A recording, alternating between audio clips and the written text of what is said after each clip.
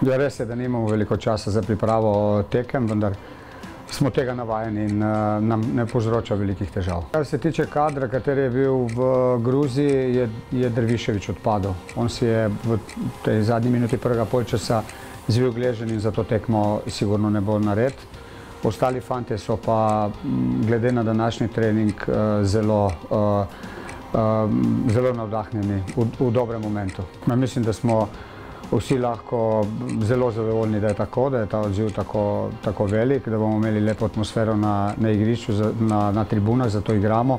Mi moramo potem na igrišču opravičiti to zaupanje naših navijačev, odigrati odločno tekmo na zmago in všečno, kakorkoli, en komplet vsega, kar nas v zadnjem času krasi.